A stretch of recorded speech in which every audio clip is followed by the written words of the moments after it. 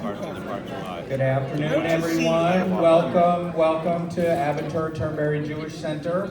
Let me take a show of hands. How many of you have not been here before? Well, welcome. We appreciate you being here, and hopefully you will see the type of programming that we offer here at Aventura Turnberry. We do many things from birth through death, obviously, in the life of a synagogue. And another exciting thing is to have adult education and topics that are current and very important in what we do in our everyday lives as Jews in the United States and Canada. How many Canadians here? Oh, wow. Oh my God. Thank you for clogging up the roads. Bad joke, sorry. My name is Mark Blackser. I'm the Executive Director of Aventura Turnberry Jewish Center, and I want to make sure that you feel welcome, you feel at home, and you continue to come back and enjoy the things that we provide here. It is my pleasure to introduce Lyon Roth to you. He and I have become very good friends since I got here in April, and I've come to learn that he is the most successful type of attorney, one that doesn't practice law. So he's also fluent in 3 languages, and if you all looked at the information that was included for you in the marketing that we did, he's got quite a track record of success in his life, and he has a gorgeous daughter, and he's part of our school, the Tauber Academy, and we love having him around. And I've heard nothing but great things about this series that happens each and every year, and this is my first time in being able to experience what I think is an amazing subject for today, which is here we go again, because it seems like we're having an election in Israel every 3 or 4 months. So this is a great opportunity for somebody who's very knowledgeable in Israeli politics, and is up there with Dr. Amir Baron in terms of knowledge of Israeli politicians, to be able to give his interpretation of what he sees today. So without further ado, I pass along and introduce Lyon Roth to you. Thank you, Mark. Here we go again. Great to be here. And Mark, thank you for the kind words. You've really been a tremendous addition to our community, and it feels like home. I apologize. Most of you have heard me speak before. This is not my normal speaking voice, but I will do my very best to be heard. And I agree with some of the things you said regarding, the current situation in Israel, but I actually didn't see anything new happen recently. So instead, I'm going to talk a little bit about hockey, because I noticed there are a lot of Canadians here. So let's talk about hockey instead of Israel, because Israel's you turn on the news, you read the newspaper, and I know that's what you initially came to see. Anybody here from Manitoba? No? All right, me neither. But there's a fellow by the name of Mud Burnatow. I don't know if his parents named him Mud or that was a nickname. He was born on November 28th, 1914 in St. Boniface, Manitoba. He played 11 seasons for the Detroit Red Wings in the 30s and 40s. In 1936, as a rookie, he scored the winning goal in overtime, the 6th overtime, after nearly 9 hours of hockey against the Montreal Maroons, which don't exist anymore. That was the longest game ever played in NHL history. A really long game. Anybody ever hear of Nicolas Mahut? No? How about John Isner? Right. So Nicolas Mahut lost to John Isner 70-68 in Wimbledon, July of 2010. Ron knows where this is going, right? A match that lasted over 11 hours and took 3 days to play. So there have been interminable things in history before Israeli elections. And that sort of sets us up for what we're talking about in this first class. And that is something that seems like it can go on forever. But unlike hockey and tennis, well, actually there is no set tiebreaker in tennis. Now there is. After the Isner Mahut game, they decided that actually took place in the first round of Wimbledon. So, and it disrupted the schedule forever because these guys literally played for 3 days, 11 hours and 5 minutes of tennis. So they said, well, we've got to figure out a way to stop this because this can't last forever. And actually, Isner played against Kevin Anderson more recently in a semifinal. These were both then, top 10 tennis players. And Anderson, who's 6'7", showed up to the finals and he was completely spent. So he wasn't able to be an effective opponent, and you can't be after you've played, in that case, it was 7.5 hours of tennis. Here we've got Israeli politicians who are now going to have a third election in 11 months. Given the Canadians in the room here, do you remember, I guess looking at the age, you all should remember, because I remember, the shortest Canadian government in history?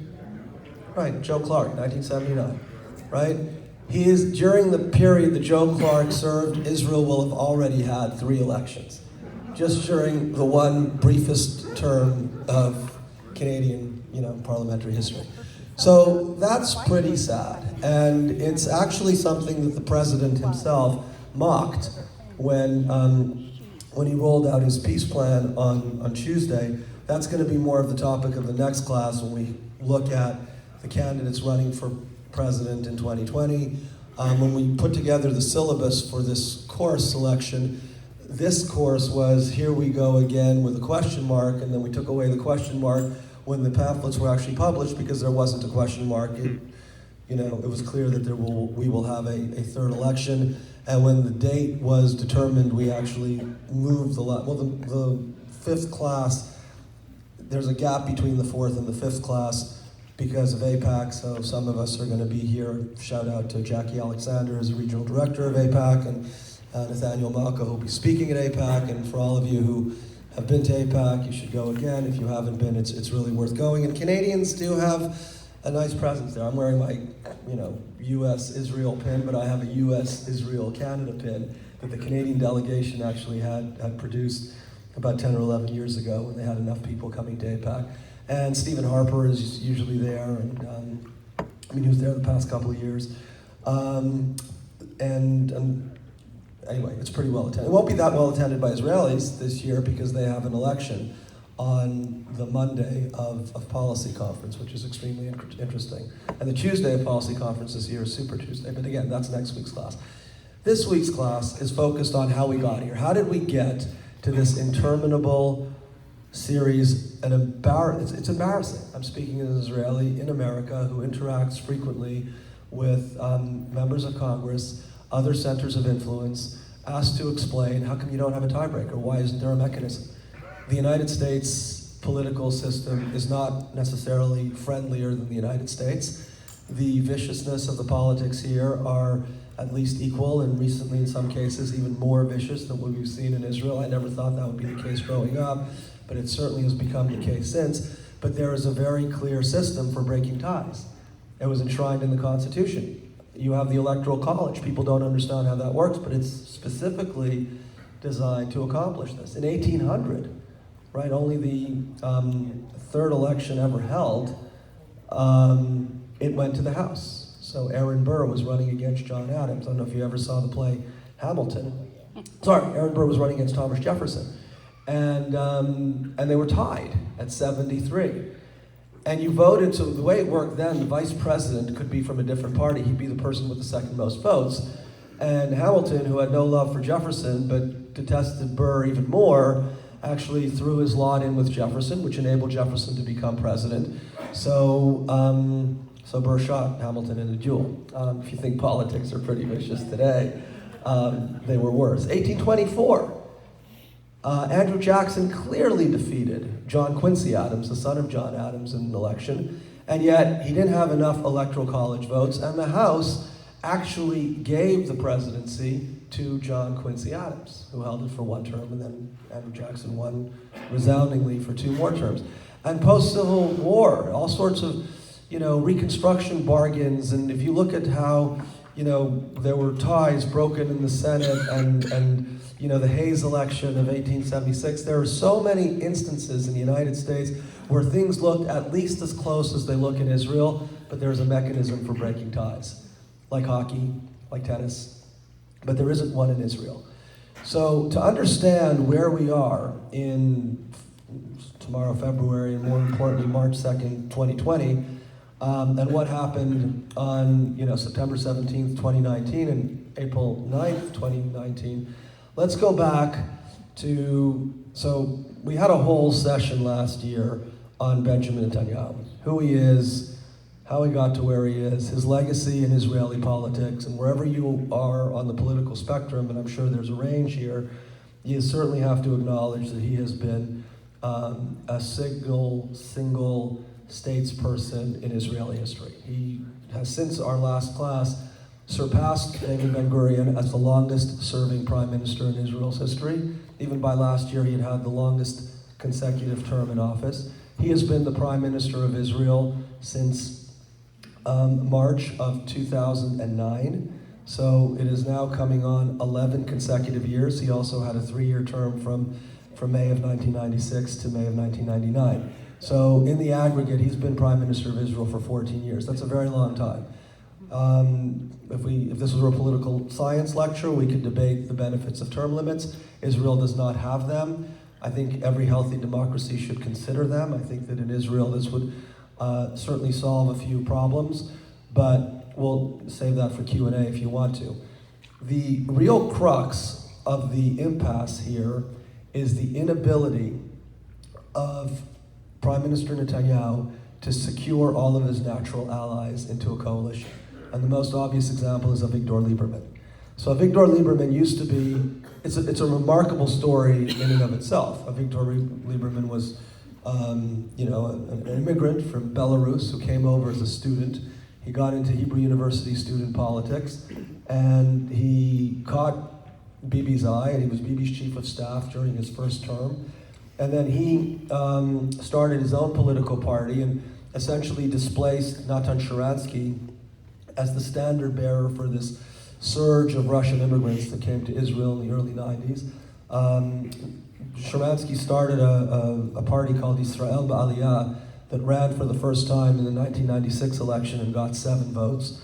3 elections later, in 2006, Lieberman was able to have 15 votes, so he more than doubled Sharansky's numbers, and he really was a player.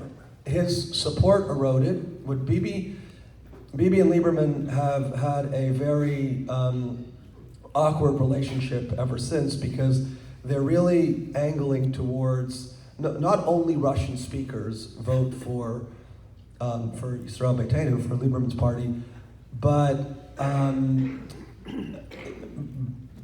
most of his voters are Russian. In other words, there are a lot of Russians who vote for Likud, and Bibi in the last election actually had Russian-speaking campaign ads, and certainly did very well in April. In April, Lieberman found himself with 5 seats, and he needed a way to bolster his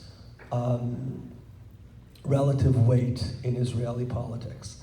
So he grandstanded, and he and Bibi had played a similar political game for 20 years. And that is, and this works in politics everywhere, and certainly working in politics here in the United States, is us against them. And who are the them? The Arabs. Bibi was tied in 2015. He was tied in the exit polls. It looked like they were completely tied with Bougie Herzog, who was the head of what wasn't called Labor anymore, the Zionist camp. And he surged ahead in the results. Surged from being tied at 24 to 30 to 24. But where did he get his votes? He wasn't stealing votes from the Zionist camp. He was stealing votes from Lieberman, and he was stealing votes from Bennett, from the Jewish Home. Because the scare tactics were that the Arabs are being driven to the polls in droves, behamonim, and that touches a visceral chord across a pretty relevant constituency that they've been competing for. So Lieberman realized that Bibi owns that. He wasn't going to ever be able to beat Bibi on the anti-Arab sentiment. The 2015 Knesset was the 2015 election, was precipitated by an argument over the nation-state law. If you remember, 5 years ago, there was a law passed narrowly that a lot of people felt was unfortunate, but it insisted that Israel is a state for the Jews, which everybody kind of knows that it is, but by stipulating that in a basic law that has quasi-constitutional authority, you're not legally or politically disenfranchising the Druze and the Israeli Arabs and the Christians and the other minorities, but you're sending a signal that you're second-class citizens and this is not really your country. And a lot of people were offended by that and bolted from the coalition, which resulted in the 2015 elections. Bibi had a natural coalition of the religious. Just so you, I'm maybe assuming facts, and John reminded me that I shouldn't be having this assumption that everybody knows who the players are. So people think of Israeli politics in terms of right and left, right? And that was often the way that things were presented for electoral choices. You know, you think of Begin, and you think of Likud, and you think of Ben Gurion and Mapai, and then you think of the alignment, Ma'arach, and then Avodah, labor, and the luminaries. If you think about the politics and the personalities, there was really very much of a right-left divide, focused a lot on the Israeli-Palestinian issue. That's not really the key issue anymore. There's a much greater consensus, and we'll talk about this in next week's class and how it relates to the president's proposed peace plan. This is much more now politics of personality. There isn't very much dividing blue and white and Likud on the actual politics. It's about personality and it's about budgets. And certainly the ultra-Orthodox, there are two ultra-Orthodox parties. There's United Torah Judaism, which is led by Yaakov Litzman. These are, sort of think of them as Lithuanian Haredim, Hasidim, if you will. And there's Shas, which is more of the Mizrahi, Sephardic, religious. They extend a little bit more to the traditional Jews who don't necessarily live an ultra-Orthodox observant lifestyle, but participate in that demographic. They have 8 seats each in the current Knesset. That's 16. Then you've got what you'd call the religious right. So they tend to lean politically to the right, but they care a lot more about the yeshivot than they care about the settlements. Now you have Naftali Bennett, who's the head of Yamina. He was the biggest loser in April and got resuscitated by having a chance to run again. He didn't pass the electoral threshold. Again, to explain how this works, there are 120 seats in the Israeli Knesset. But if you get 1% or 2%, you don't get 1.2 seats or 2.5 seats. You get nothing. Unless you get 3.25%, you don't get a seat at the table. So you need 4 or more. If you poll below 4, your votes are essentially wasted. And this is an important point because it was designed, and it was proposed, ironically, by Lieberman to reduce the relative influence of the Arab parties.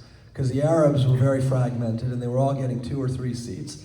If he figures that they raised this threshold to 4, collectively they always had about 10 seats, 10 or 11 seats in the Knesset, which was much below their proportional representation in Israeli society, but that's because they didn't vote. Arab voter participation was about half of Jewish voter participation in Israel, which historically has been very high. If you look at the Israeli elections going back to 1949, when they had the first Knesset, it was 88% participation, but historically it always hovered around, the 80s, low 80s.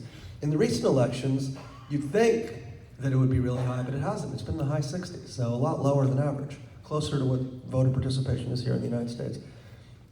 So the trick kind of backfired. Because the Arabs said, you know what, we're not really aligned, but we're going to show these guys that they're not going to disenfranchise us. So they came up in 2015 with a joint list, and they actually sent 13 members from the 4 parties to the Knesset. In April of 2019, again, they were split off into two factions. They only elected 10 because a lot of votes, there were 3 parties running, 2 got elected.